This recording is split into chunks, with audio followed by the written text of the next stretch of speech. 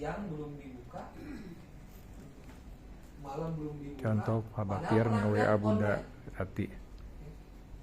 Kita bilang, waduh sombong amat misalkan ya, padahal bisa jadi karena Bunda grupnya banyak, jadi WA yang kita masuk di bawah. Sering begitu ya, kalau juga kan? Bertumpuk ya. Nah, Nggak tapi kebaca. kita mikir, waduh sombong nih. Satu, yang kedua, apa salah saya? Jadi overthinking. Iya. Salah gua apa ya sampai dicuekin. Gitu ya. Yang pertama menghakimi, sombong ya. Padahal kan Makanya event ada di tidak bawah. sama dengan kejadian yang menimpa kita itu tidak sama dengan artinya. Kenapa tidak sama dan bagaimana cara kita mengartikannya itu begitu luar biasa pengaruhnya? Begini contohnya. Tadi WA nggak dibalas. Kalau saya mikirnya, wah Bunda sombong, negatif ya. atau ya negatif, maka kita akan marah kan? Iya. Oh nggak ingat apa waktu. Begitu ya? Iya. Sering begitu ya? Ada tuh. Ya. Ke teman kita WA nggak dibalas, belagu amat. Karena kita ngerasa begitu, jadi emosi kita juga beda. Emosinya beda, responnya beda. Cara Langsung kita cek menjawabnya. balik tuh. Biasanya, lu sombong amat di WA nggak dibales, mentang-mentang sekarang udah begini, begitu kan? Saya pernah kok digituin. Ya, padahal yang kejadian bisa jadi handphonenya ketinggalan, terus chatnya ketutup sama yang di atas, ya kan? Bisa jadi kan? Iya. Karena meaning kita adalah negatif, maka emosinya negatif, responnya negatif. Betul? Orang yang menerima yang tadi belum dibaca pas lagi online masuk chat baru kan langsung ke atas tuh, dibuka. Lah kok begini? Berantem deh akhirnya.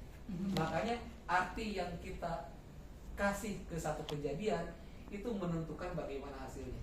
Ya. Kejadian kita kasih makna, membentuk emosi, emosi yang keluar responnya juga sesuai emosinya, aksinya sesuai emosinya, dan hasilnya pun sesuai emosinya. Ya. Makanya dalam NLP kejadian tidak sama dengan makna. Ini teman-teman, kejadiannya bisa sama, tapi maknanya beda. Contoh, saya gagal. Orang kehilangan pekerjaan bilang saya gagal, saya dipecat, saya nggak bisa kerja, ya kan? Saya pengangguran, gitu ya? Ya. Ada yang begitu? Ada. Tapi ada juga yang bilang saya sedang diberi kesempatan untuk memulai sesuatu yang baru. Banyak sekali orang yang ketika dia keluar kerja, akhirnya dia coba-coba bisnis di rumah, jualan online. Kan sekarang jualan online nggak perlu tempat yang strategis kan? Ya perlu.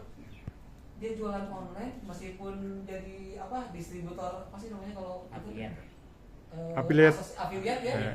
ternyata berkembang. Sukses. Jalan Tuhan di situ. Iya. Jadi bagaimana cara kita merespon itu penting. Ya betul. Yang satu Kalau dipecat kita fokus saya di kira. saya gagal, saya nganggur, saya kehilangan gaji, saya kehilangan pekerjaan, maka akan stres tuh. Kan manusia tergantung fokusnya. Mintanya itu, makanya Allah kasih itu. Ya. Ya stres lah. Betul. Kan tergantung permintaan kita. Kalau penting. Atau yang kedua sisi positif. Nah positifnya. Saya sedang diberi kesempatan untuk mulai sesuatu yang baru. Kita di solusi. Yes. Makanya untuk event diizinkan sama punya mini usaha Nairobi. sendiri. Makanya dalam Islam itu Allah menurut prasangka hambanya. Satu, yang kedua apa yang kedua? Jangan dulu laptop. Ya. Bersama kesulitan Ada ada kemudahan. kemudahan. Bukan setelah ya. Kan ada tuh yang mengartikan setelah kesulitan ada kemudahan, itu menurut saya kurang cocok. Kalau setelah kan kita jalanin dulu sulitnya, baru hikmahnya ketahuan. Sebenarnya arti yang sebenarnya menurut saya adalah bersama kesulitan ada kemudahan. Jadi ketika ini minus, ini plus, positif dan negatif tergantung fokus kita. Kalau ketika kejadian fokusnya di solusi, maka yang muncul adalah solusi kan. Ya. Tapi ketika fokusnya ke masalah, yang muncul adalah masalah dan jadi menyalahkan orang. Jadi dalam Islam inna ma'al usri yusra. Malah diulang 2 kali. Fa inna ma'al usri yusra. Diulang 2 kali. Berarti itu ayat luar biasa. Bersama kesulitan ada kemudahan. Dan sesungguhnya 2 kali ulang dalam surat yang sama berturut-turut. Inna ma'al usri yusra fa inna ma'al usri yusra. Hanya ayat itu doang yang diulang 2 kali ya. Ya. Kalau nggak ada ayat yang lain yang diulang 2 kali. ini.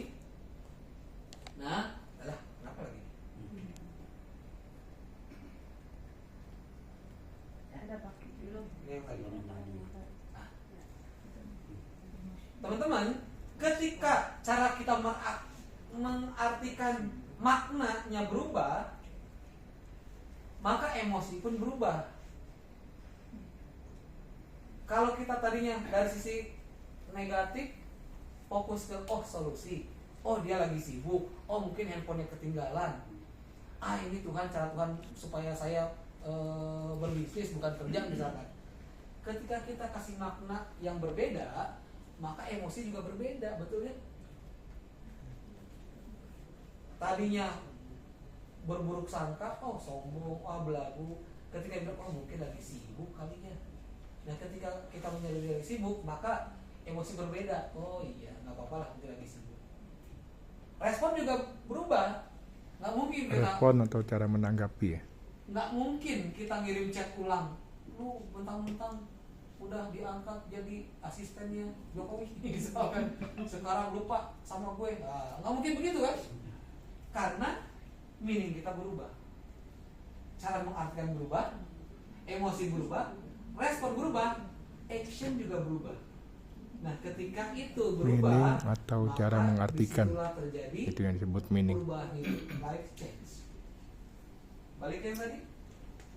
Ketika kita dipecat dari pekerjaan misalkan dan fokus ke sini, ya Tuhan lagi punya rencana, saya harus punya bisnis. Ketika fokus di sini, ngelihat sendal jepit aja jadi kepikiran. Iya ya, sendal jepit. Ada temen nih supaya sendal bisa. Atau lihat orang pakai motor pakai helm, iya gue bisa jualan helm. Ingat, ada helm gratis, kalau laku ambil untungnya, kalau nggak laku simpan lagi. Ada yang nggak tahu? Nggak tahu kan? Helmnya ambil di Taman Makam Pahlawan Kalibata. Helm pahlawan. Ya, ambil di sana. Kalau laku ambil untungnya, kalau nggak laku simpen lagi. Nggak apa-apa, gratis. Ada helm. Aja. Tapi yang jelas, ketika kita fokus ke sini, maka otak tuh kebuka, betul? Otak tuh kebuka. Ya kalau negatif ya otaknya tertutup lah. Betul. Ketika meaning berubah, emosi berubah, respon berubah, action berubah, dan hidup juga menjadi berubah. Teman-teman, dalam NLP kita itu merespon sesuatu terhadap kejadian, bukan hanya kejadiannya tapi maknanya. Tadi tuh makna yang kita taruh, dipecat, hilang masa depan, misal. WA nggak dibalas, punya temen belagu, sombong.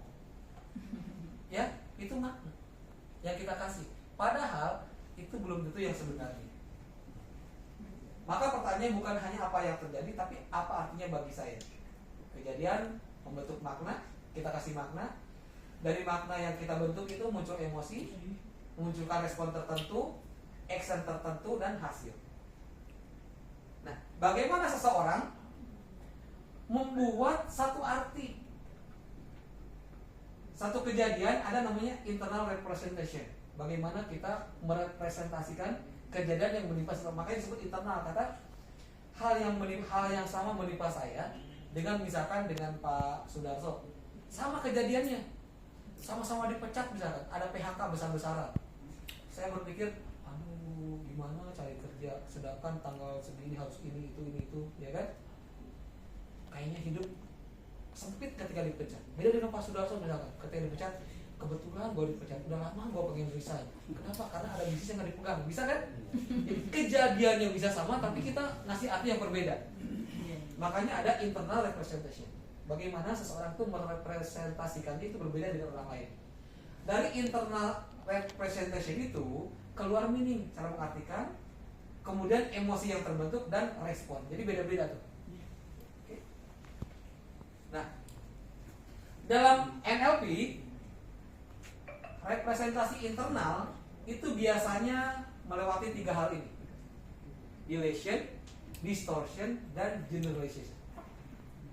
Dilation itu sesuatu yang melenceng jauh lah, sesuai maknanya tadi.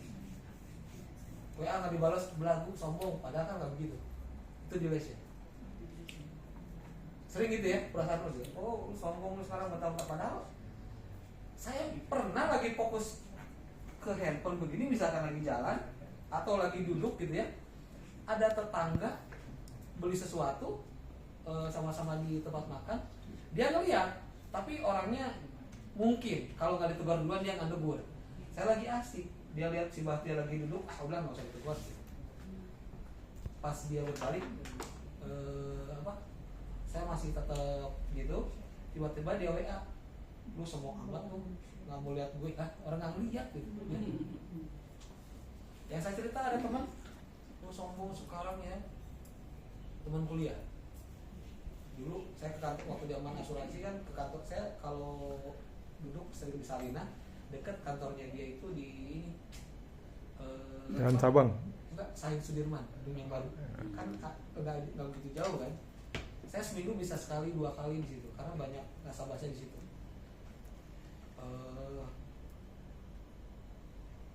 Mungkin karena sering ketemu, tiba-tiba nggak ketemu, dan dia sekarang kena PHK, nggak kerja. Orang kalau dalam kondisi di bawah itu sensitif, betul ya? Lebih Betul. sensitif. Lebih sensitif. Cepat marah. Cepat marah. Dan dia begitu. Baper. Pantesan lu nggak pernah WA gue, saya balikin. Nah lu nggak WA gue juga gitu kan? Saya bilang gini,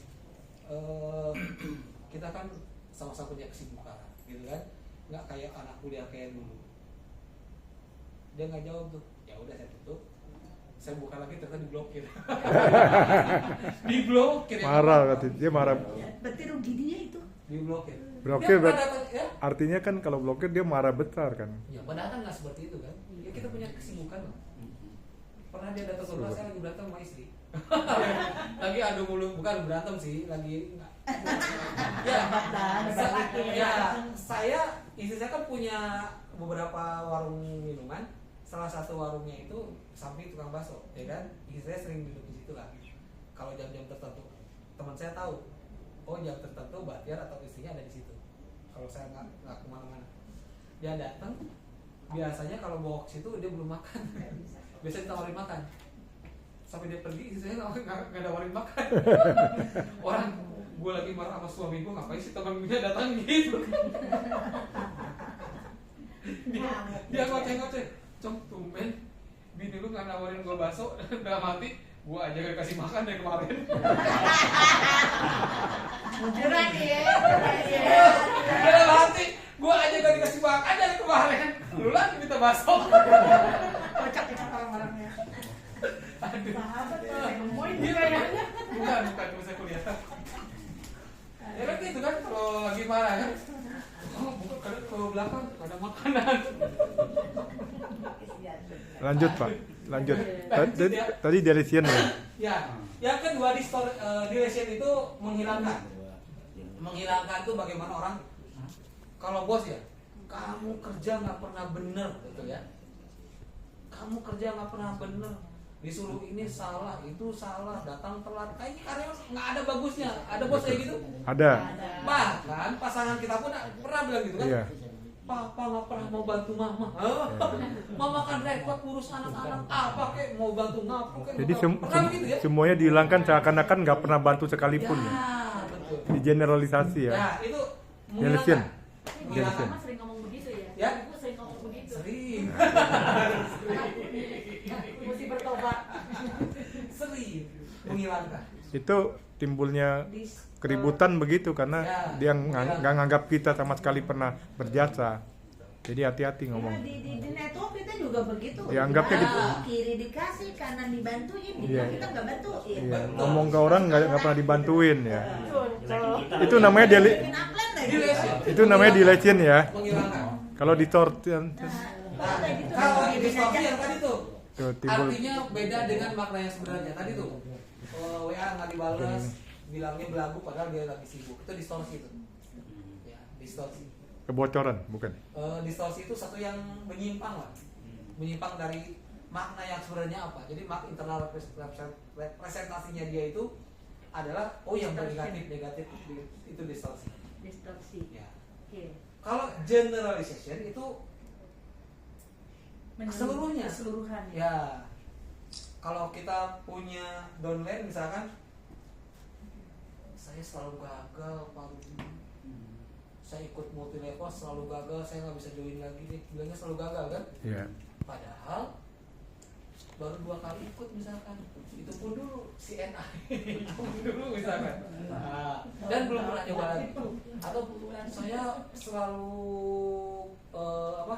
saya nggak bisa, bilangnya bisa. Jadi bilangnya selalu nggak bisa aja, saya nggak bisa. Iya, seringnya bilang nggak bisa. Selalu gagal, nggak bisa, saya nggak punya teman.